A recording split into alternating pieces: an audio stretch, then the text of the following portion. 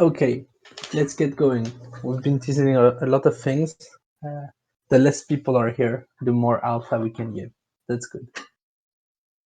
There's a lot to discuss. We have new graphics for the slides, so now it's going to be nice slides. I think that's the first good point. So maybe let's start simply by talking a bit about the token. Things haven't been ideal since Luna, but we finally caught a break. I think there's multiple factors that explain why this happened. But generally speaking, we closed down the loan this month that we had with Angle. We were able to be refinanced thanks to Mimo Labs. So the circulating supply shrank down to 8 million PAL. Just in terms of consideration, the DAO currently controls 28.8 million PAL. Most of them are non-allocated for now. And that means that the circulating supply grew a bit. The percentage of tokens that have been staked and locked grew a bit in terms of percentage over the last month. So that's a good thing. And plus we pumped, I think we did like plus 110% over this month.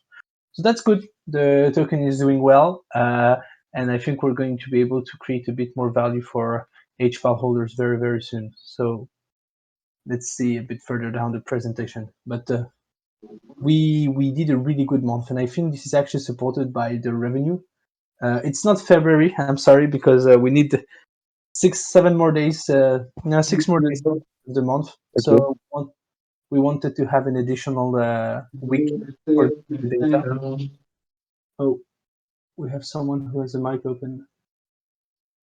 Yeah, nice. Thanks. And we did $53,000 of revenue. I think that was versus 30 or 32,000 last in December. So that's a 76% increase. Of course, the price of the tokens bumped by something like 30 or 40%, but still we outperformed. I don't know how much we'll perform better in February. I'm pretty sure we will do better in March, seeing what's looking ahead. But yeah, this is a good news because we now have to pay monthly installments to Mimo Labs for the next 12 months, 4,000 USDC, which is very easily affordable. We have 35,000 USDC in the coffers. I think I'm going to start starting next community call, posting an overview of the total DAO treasury. I think it's going to be easier. But yeah, we're doing well as a DAO. That's good. Moving on to POL. So since we've dialed back and closed down the loan with Angle, our liquidity has been much lower, also because the whole market is down in general, and we roughly have $1 million of liquidity. At the top, we had $2 million, maybe 2.5. So we're going to have to start looking into other ways of bolstering our liquidity. I'm personally testing a few stuff on Lit, Timeless, and Bunny's new token. If you guys want to have a look, and if you have any tokens, please vote for us. And I think there's a few other things we want to talk about. We talked about accumulating via bonding program. We're going to keep digging into it to see if it's worth it. And there's also something else which we haven't talked a lot internally, but we would love to have your opinion on, is simply the fact that there's a huge wave of solidly forks. Maybe you could probably obtain a VNFT in one of them and be able to attract liquidity there. So that's something we should consider. Now, speaking more generally, our goal for 2023 was reaching $2 million of stablecoin treasury. We're 1.75% there, so very small. I hope it's going to grow. It is going to grow because we're now going to start selling all of our Quest fees from the get-go to use stable coins. So I think we're getting there. And the goal was to get at $60,000 of revenue, monthly revenue by the end of Q1. I wrote 65% because that was probably the goal of the last month. We're 95% there. So I think we're going to reach it in March. That would be a great success ready for the quarter. But technically, we're doing well. We still have to explore a bit more around liquidity. The luck we have is that we have a good amount of token and good price action lately, which should create interesting conditions for us to maybe enable a bonding program. Okay, that's it for liquidity in general. We've talked a lot about the boosting product. I think it was mid-January we released our first update of the year, which was the integration of both Angle Protocol and StakeDAO on the Boost market. StakeDAO has been quite a good success. We've had almost purchase a day since the creation of the market. Actually, the market is almost entirely rented out. What's limiting us right now is that we simply need more VSDT deposited. So we're going to have to keep filling it up. And we've talked about the fact that we're working on a few updates for Boost. The first one is coming very soon. It's called Pledge, and we can't wait to show you more about it. But the audits are done, and we're working on the front end about it. We'll do an announcement soon. Moving on to Quest. Another good news, actually, we're at our record time high of Quest. We have 9 simultaneous Quests right now. We've had this month. We've onboarded 2 new clients, Tangible, which is a really interesting project on Polygon. I highly suggest you have a look at it. And Lido. Well, everyone knows Lido. We're going to start growing our partnership with Lido. There's a lot more coming, maybe a very big surprise today, but I don't sign on their multi-sig, so I can't control them, right? But it's good. We're growing in terms of number of quests. Now we're going to have to keep growing in terms of volume. I think we'll get to reach a very interesting point once we get to $100,000 of weekly volume. And that might happen much sooner than what you guys expect. Something to note is that we started very strong on Curve, and we're seeing a huge interest on Balancer right now for vote incentives. We think Curve is still very interesting, and we're going to keep pushing to get a few more there. But it's interesting to notice the change. Also, for those of you who haven't noticed, we updated the interface. I think it's a bit more comprehensive and complete for people who are directly using our interface to vote. So yeah, and we haven't discussed about this. Actually, we didn't write a slide on this, but we've grown a lot our delegation addresses. Our Aura delegation addresses controls almost 500,000 Aura, which is an excellent thing, and we have to keep outperforming the rest of the market if we want to keep getting there. So that's it for Quest in general, but we have one other thing that's not very much directed towards holder, but more towards people who are creating the quests. We just redesigned the whole UX for quest creation, and it's going to be live probably for next round, if I'm not saying anything too crazy. The idea is that we wanted to simplify it a lot. So now it's much more simple, and you can basically access more complex and advanced features by tunneling down. For example, you can use an advice price if you don't want to check the price, but if you want to choose your advanced pricing yourself, you can. It's basically incorporated into the UX. So yeah, that's again something new. Lots of new things this week. Moving on.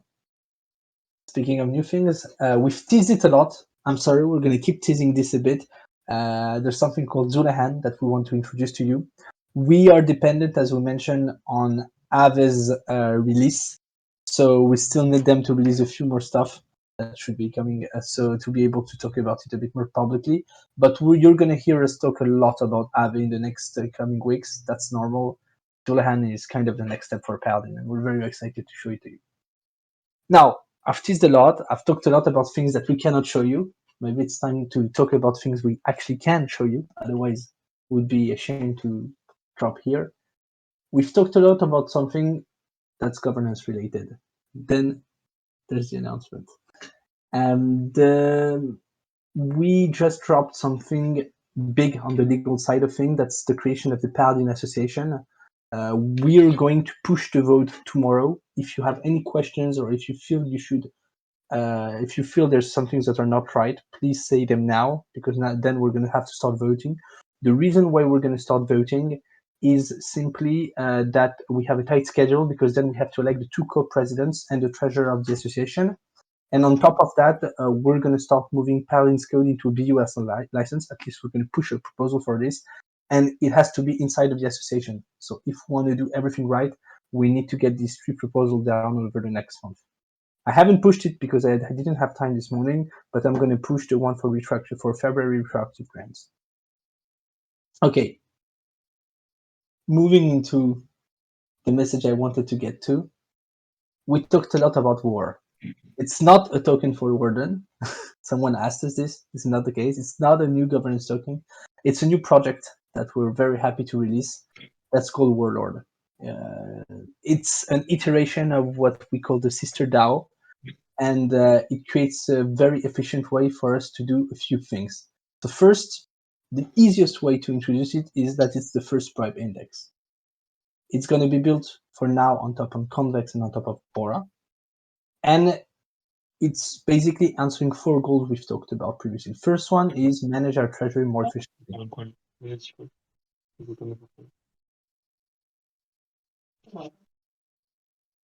The second one is that we want to focus on strategic assets. The idea is that Paladin should not be accumulating a ton of assets. It should have a few strategic assets and USDC.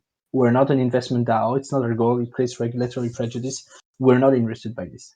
The third thing is that we want to give back to holders. We've talked a lot about the PAL tokenomics. The HPAL has been live for almost 8 months. Now we need to start creating a very good utility around this. So it's going to start being released. And the fourth thing is that we want something scalable, because you never know how the ecosystem evolves, and we need to find a way for people to basically be able to enter, go out, and add and remove different assets. So our answer is Warlord. We're going to explain a bit deeper just now how it works. In a very simple term, anyone can mint War with CVX or Aura. That's the very basic thing. And Aura can be redeemed. There's a maximum of 4 months of cooldown before being able to redeem, and can be redeemed for a basket of CVX and Aura. That's it. That's just the very basic of the product. What happens internally is that all the CVX in the Aura is delegated to our delegation product, and our delegation product is going to provide an optimized amount of incentives that you're going to get. These incentives, you're going to get them into 4 different tokens: CVX CRV, Aura BAL, War, and ETH. All the rewards are going to be sold for ETH.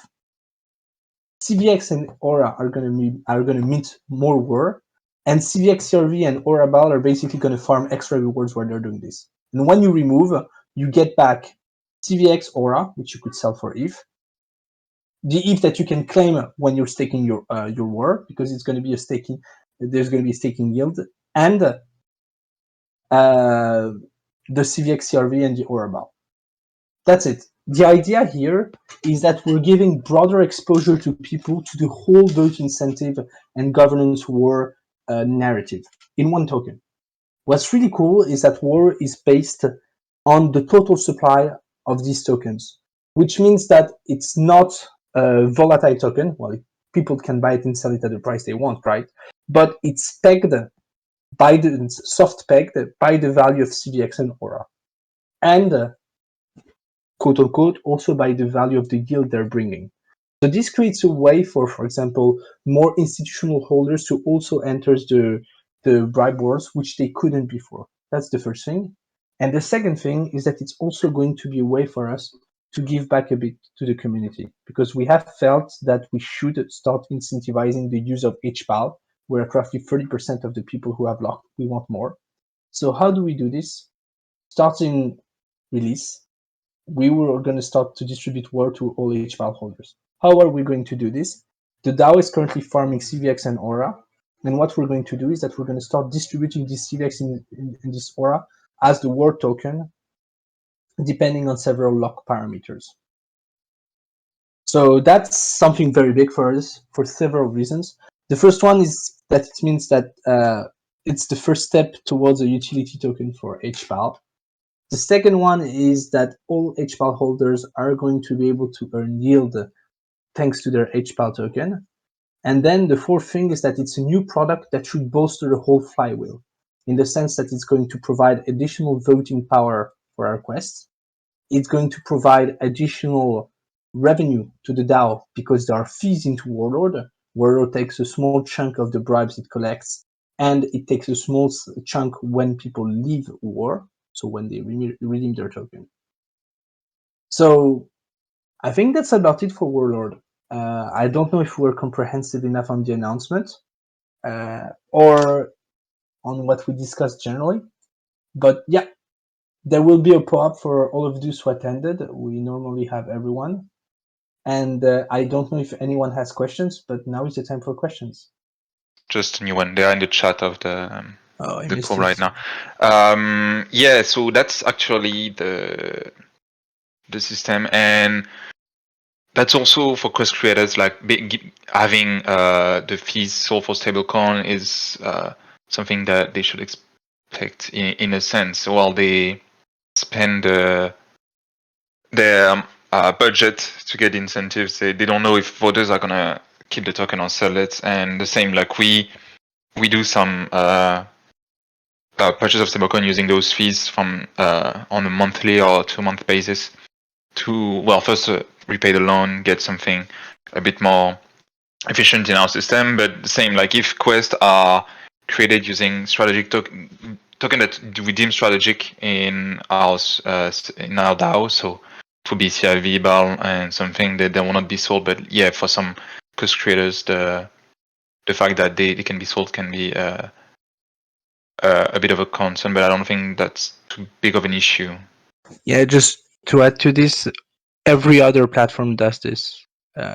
In every single sense, Curve dumps all of the fees they make from volume into 3CRV. Aave dumps them into USDC. Bouncer dumps them for USDC to then do Bouncer core pool incentives. Every single project does that. That's the if you don't centralize into one token and usually one non-volatile tokens, you basically create a problem where when the market is minus 195% like last year, you lose 95% of your treasury. So there's a question about V33 and all of the Solidly fork. That's an interesting one, actually. Personally, I've been thinking a lot about it. I believe Velodrome is succeeding, is going to keep succeeding. I don't think all the other Solidly forks will succeed. It is something that we should see. We would probably be interested, and to be honest, we were in chat with Camelot that has built the Grail token in November. We ended up not bridging liquidity there. In hindsight, maybe we should have to make a quick buck. On the long term, I don't know. What I know is that usually when people start forking a project tens and tens of thousands of times, they make money on the short term, then someone finds a way to exploit it, and all of these projects disappear. This was the case for 99% of the Uniswap V2 fork, 99% of the Olympus DAO fork. And it's going to be the case for 99% of the Solidly forks, because this is the way Cycle works. So we're being very careful on our approach. I still think there's an opportunity for us to find something really interesting there. So we're going to keep exploring. And if you guys have a recommendation, we're always open to it. I see there's been a bit of discussions also in the chat about the creation of the legal entity. We can push the vote back a bit, but we are going to need to have simultaneous vote. Then we're probably going to start pushing the BUSL vote, at least the first part of it, because we cannot wait 3 months for this. Okay, I see someone else typing. Yes, so this move, we're going to expand on it during the proposal, but we can give the full context here.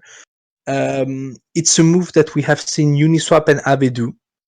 The truth is quite simple. It's a transition from being a naive team and protocol and DAO to a more mature one. The truth is that when you start building a product that is going to start making money, other projects are going to look at it and they're just going to copy the code. So at some point, it just becomes a battle of brand and marketing.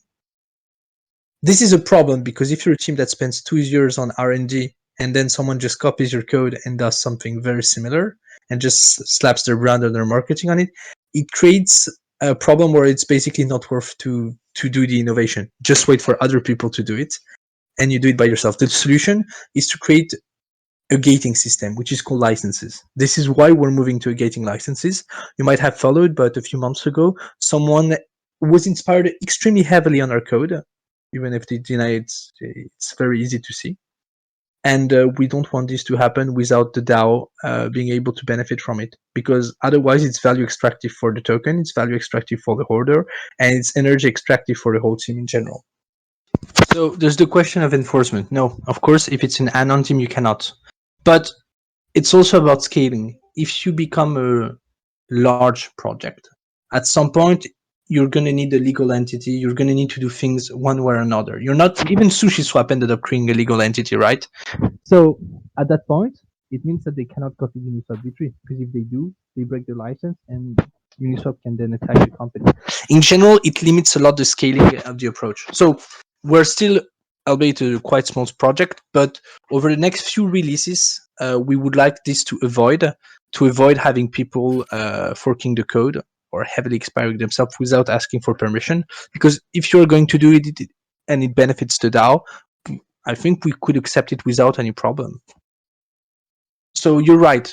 I don't think the enforcement is as absolute as it could be, but that's not the point. The point is, one, dissuasion, and two, it's creating a moat for the project in general through its IP. So in technical sense, the BUSL license is a license that you can read openly. You can play around with it yourself. You just can't commercialize it. So you can't make money on it without asking permission of the person who holds the license, which will be the Paladin DAO. So the code will always be accessible, and you can choose the duration of that monetization of the license. So what we're going to offer is a 2-year monetization. So it means that after 2 years, it moves into full open source, and anyone can do what they want with the code. The idea is just to keep an edge with the R&D we've done previously, especially because we're probably going to release a lot of stuff in the near future. Yeah, we will share the slides. We can do that without any problem. Are there any other questions? Oh, yes. About the association. That's my favorite topic. Beside the co-president and the treasurer, can anyone become a member? Yes. Yes, founding or honorary. So the way we've done this is that we want the founding members to be the core team, and we want the honorary members to be the people who have contributed to the DAO beforehand. So all of the people who have OG NFTs, for example, all of the people who, for example, have won the Brotherhood contest, all of the investors, all of the people who have earned grants through the DAO will be offered an honorary membership to the DAO. That's my personal current thought process, and it would be according to what the statutes the way the statutes are written right now. Yeah, but a lot of you that are here would be included into the honorary members. We haven't worked on it yet, but I think what's going to happen is probably the members are going to get a resume of what's been happening in the association and the Paladin ecosystem in general, maybe a privileged access to a few events, and then we'll see where we go from there. But these are things that I will eventually decide. The French version of the status. Oh yes, I saw you guys were asking for it. I have them somewhere. I can send them. Wait, I'm gonna cut the screen. Whoever needs to come back to it, and I'll send you the status. Yes, so we haven't worked on doing open source for the front end for multiple reasons. A lot of projects don't at the beginning because it's a big moat to have your front end because it's another part of the work you've done, especially for us on Quest and on Boost, there's a lot of front end. I also think it's quite complex. We're simplifying a lot of stuff as we do. At some point, depending on the success and the trajectory of the project, I think it would be logical to open source the front end. We haven't worked on it as much, but now that you're saying it, it would be highly relevant, as we're probably going to want to have multiple front ends at some point.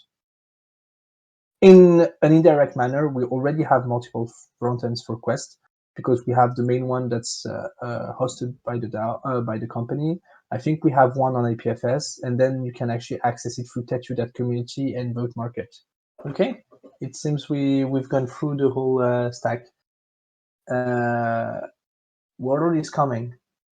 I'm not sure if you guys realize, but it's going to be an interesting APR for everyone on that's been looking HBAL. So yes, enjoy your day and see you very soon.